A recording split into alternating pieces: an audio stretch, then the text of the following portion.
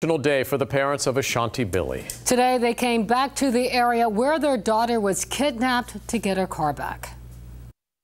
You know exactly what you were doing. You preyed upon an innocent young lady who happened to be my child, and that was the biggest mistake.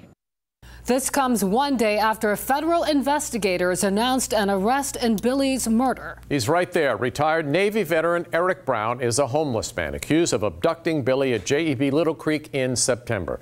Billie's body was found near Brown's childhood home in Charlotte, North Carolina.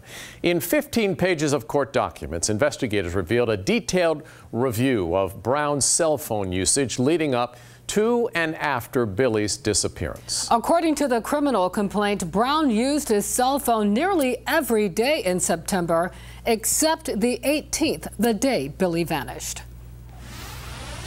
Then on September 19th, investigators say Brown used his phone to search online for these phrases: police looking for man, Norfolk police looking for man in connection with homicide, Amber Alert, September 2017, and missing woman and man. 2 days later, court documents show Brown also searched Charlotte news websites. That detailed criminal complaint revealed possible security issues at JEB Little Creek Fort Story. Tonight, 13 News Now investigative reporter Laura Geller is taking those concerns to Congressman Scott Taylor. Well, at the very beginning of our interview, Congressman Scott Taylor put simply what a lot of people have told us they are feeling since this story broke. He says it's concerning, and it should be to anyone, that the kidnapping in fact happened on the base. Just about every one of the 15 pages of the criminal complaint against Eric Brown brings another question, one asked by Ashanti Billie's father this morning. How is it that this guy was able to roam around base? The document says Brown had access to the base because he is a military retiree. Retirees are issued a Uniform Services ID card. Others tell 13 News Now it does not expire until you're 65. So for Brown, that's about 26 years he could come and go freely. Obviously, we understand that retirees earn that right.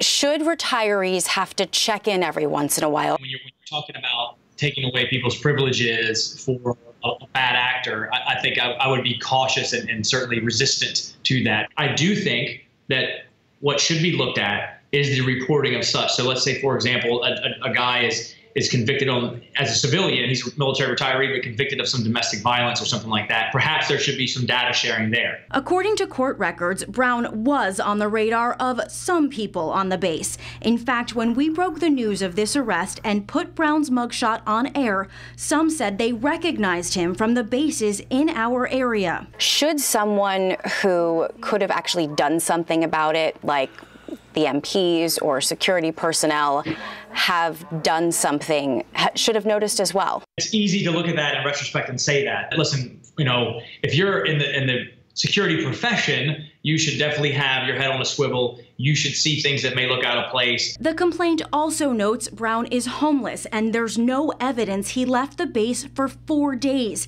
He spent time at the base laundromat and sleeping inside the base gym. Is there any sort of policy about a homeless person just hanging out on a base or living on a base? Off the top of my head, I'm not sure, but we're happy to look into it.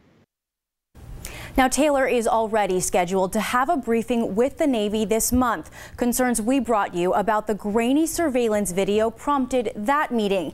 Now he says he will carefully study this criminal complaint to see if there are any other issues that need to be addressed then. Laura Geller, 13 News Now.